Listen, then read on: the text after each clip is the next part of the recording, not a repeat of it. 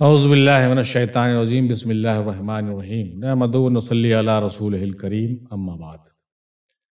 عبادت صرف جائے نماز پر نہیں ہوتی، یہ میٹھی زبان سے، اچھے الفاظ سے اور خوبصورت رویوں سے بھی ہوتی۔ امام ربانی حضرت مجدد علی افسانی رحمۃ اللہ علیہ فرماتے ہیں کہ تصور مرشد کا قائم ہو جانا پیر اور مرید کے درمیان کامل نسبت کی علامت ہے، اور بارگاہ الہی میں پہنچنے کا کوئی راستہ اس سے زیادہ قریب کا نہیں ہے۔ یعنی تصور مرشد پر حضرت امام ربانی مجدد علی افسانی رحمۃ اللہ علیہ نے بھی زور دیا ہے۔ نبی کریم صلی اللہ تعالیٰ علیہ وسلم ارشاد فرماتے ہیں کہ جو شخص دنیا میں دوغلا ہوگا تو روز قیامت اس کی زبان آگ کی ہوگی۔ یہ مشکات المصابیح کی حدیث نمبر 4846 میں موجود ہے۔ یعنی کہنے کا مطلب یہ ہوا کہ نبی کریم صلی اللہ تعالیٰ علیہ وسلم نے دوغلے پن کی بہت تردید کی ہے، اس کے بارے میں آپ نے اچھے الفاظ نہیں کہے ہیں۔ یعنی دوغلا پن سے مراد یہ ہے کہ ڈپلومیٹک ہونا، ادھر بھی ہونا ادھر بھی ہونا، منافقانہ طریقے پر جینا، حق کا بھی ساتھ دینا، باطل سے بھی ملے رہنا، ادھر کا خبر ادھر کرنا، ادھر کا خبر ادھر کرنا، یہ دوغلا پن کہلاتا ہے۔ چنانچہ نبی کریم صلی اللہ تعالیٰ علیہ وسلم اپنے حدیث میں یہ بات بیان کرتے ہیں کہ روز قیامت اس کی زبان جو ہوگی آگ کی ہوگی، ہے نا؟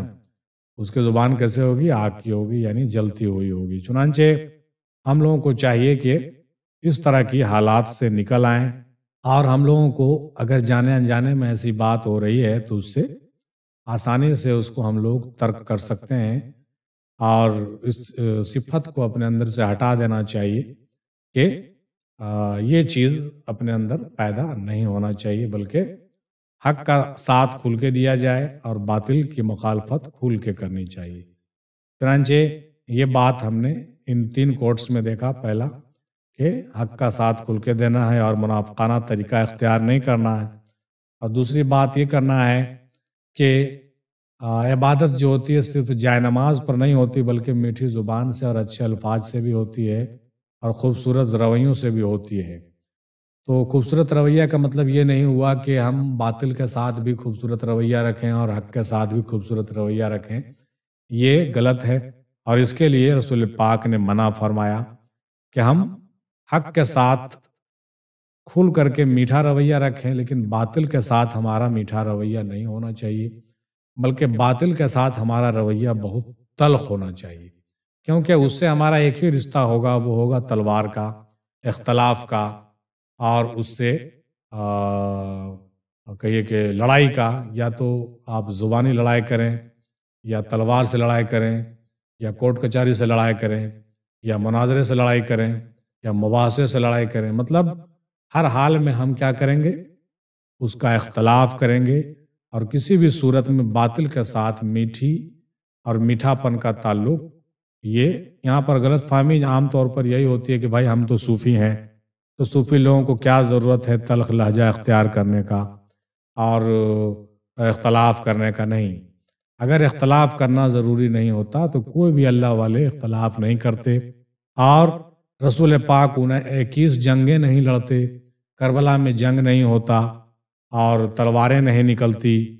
تو کہنے کا مطلب یہ ہوا کہ مولا علی کی جنگیں ہوئیں تو کس لیے ہوئی؟ اختلافات کی وجہ سے ہوئی۔ غلط باتوں کو منوایا جاتا ہے تو لوگ نہیں مانتے ہیں، تو اس لیے جنگ ہوئی کہ بھائی ہم تو کچھ بھی ہو جائے غلط بات کو نہیں مان سکتے، جو غلط ہے وہ غلط ہے، جو صحیح ہے وہ صحیح ہے۔ اس لیے اس حوالے سے ہم اس بات کو سمجھیں گے کہ ہو ہلکا یاراں تو برسم کے طرح نرم، رزم حق و باطل ہو تو اولاد ہے مومن۔ حق و باطل کو پہچاننا ہے، اور حق کا کھل کا ساتھ دینا ہے، اور باطل کا اختلاف کرنا۔ تیسرا کوٹ میں ہم لوگوں نے یہ دیکھا کہ تصور مرشد ایک بہت بڑی چیز ہے۔ تصور مرشد کے ساتھ کیا کریں گے؟ ہم پیر سے جو ہے کامل نسبت حاصل ہوتی ہے، اور بارگاہ الہی میں پہنچنے کا کوئی راستہ اس سے زیادہ قریب نہیں ہے۔ یعنی تصور کے ذریعے سے ہم بارگاہ الہی میں جو ہے باریاب ہو سکتے ہیں، اور برزخ مرشد کی وجہ سے ہمارے اندر جو ہے ایک توجہ اور فیض کا چشمہ جاری ہوتا ہے، اور برزخ مرشد کی وجہ سے ہم جو ہے दुश्मनों से भी महफूज रहते हैं, और उसके अलावा क्या होता है कि हम जो है रूहानी सफ़र को भी आसानी से तय कर सकते हैं। चुनांचे ये बात इसी हवाले से ये भी आ गया सामने, किसी ने बहुत अच्छा कहा कि और संगत के बगैर हुसूल इल्म उसी तरह है जैसे कि कागज़ पर लफ्ज़ हलवा लिखकर खाया जाए और ना मुंह मीठा हो ना पेट भरे। यानी संगत और सोहबत का असर इसीलिए बताया गया है कि सोहबत और संगत जब हम इख्तियार करते हैं तो उसका फैज़ मिलता है, और ऐसे सिर्फ किसी का नाम लेने से, किसी के बारे में बोलने से वो चीज़ हासिल नहीं होगी जो सोहबत के से हासिल होती है। तो तस्वुर शैख में तो पूरी पूरी बात जो है सोहबत की ही आती है, यानी जिसकी आप तस्वुर कर रहे हैं गोया कि आप उसकी सोहबत में हैं। तो जब तस्वुर आपका कामिल होगा तो हमेशा आप उसकी सोहबत में रहेंगे, और वैसी सूरत में क्या होगा कि आपको उसकी मोहब्बत हासिल होगी और आप कामयाब व कामरान हो जाएंगे। अब हज़रत उमर रज़ी अल्लाह ताला अन्हु का ये कौल देखते चलिए। आप फरमाते हैं कि 3 चीज़ें इस्लाम को मुनहदिम कर देती हैं, यानी तबाह कर देती हैं। पहला, आलिम का फिसल जाना। दूसरा, मुनाफिक का कुरान पढ़कर बहस करना। और तीसरा, गुमराह हुक्मरानों की हुकूमत। ये सुनन दारमी के मुकदमा में दर्ज है, ये बात लिखी गई है कि हज़रत उमर रज़ी अल्लाह ताला अन्हु फरमाते हैं कि 3 चीज़ें जो है इस्लाम को बर्बाद कर देती हैं। कौन कौन चीज़ें इस्लाम को बर्बाद करती हैं भाई? तो पहला ये है कि हम जो आलिम हो, कोई इल्म वाला हो, तो वो फिसल जाए, है ना। आलिम का फिसल जाना, किसी बात से मुकर जाना और उसको हट जाना, अपने बात से हट जाना। और दूसरा, मुनाफिक का कुरान पढ़कर बहस करना। जो मुनाफिक होगा वो अगर कुरान पढ़ लेगा और बहस करेगा तो समझ लीजिए इस्लाम ख़त्म है। इसलिए कि मुनाफिक जो कुरान पढ़ेगा और बहस करेगा तो उसको अपने नफाक के लिए करेगा, मतलब अपने फ़ायदे और अपने मफाद के लिए वो कुरान भी पढ़ेगा और बहस भी करेगा, और उसके पीछे वो जो करेगा वो अपना स्वार्थ और अपना जो फ़ायदा होगा उसके लिए करेगा, ना कि अल्लाह रसूल के लिए करेगा। तो नतीजा ये होगा कि इस्लाम का जो मकसदियत है वो ख़त्म हो जाएगा, इस्लाम की जो बुनियाद है वो हिल जाएगी।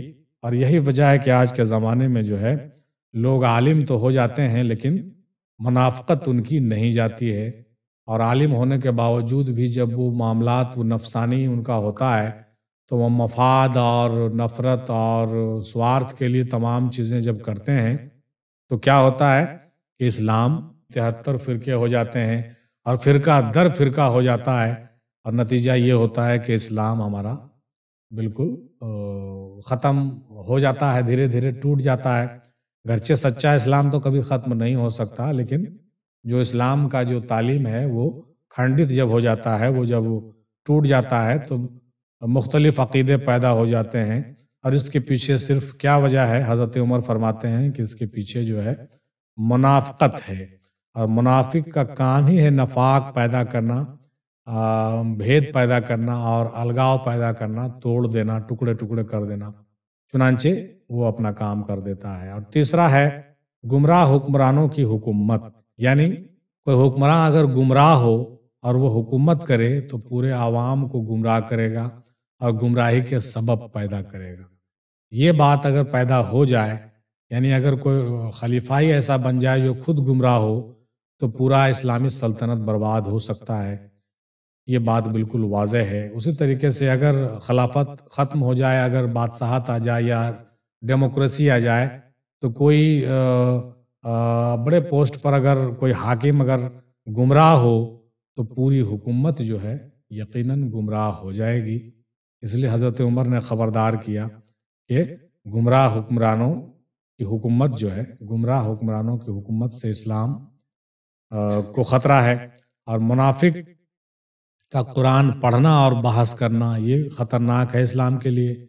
और तीसरी बात है आलिम का फिसल जाना।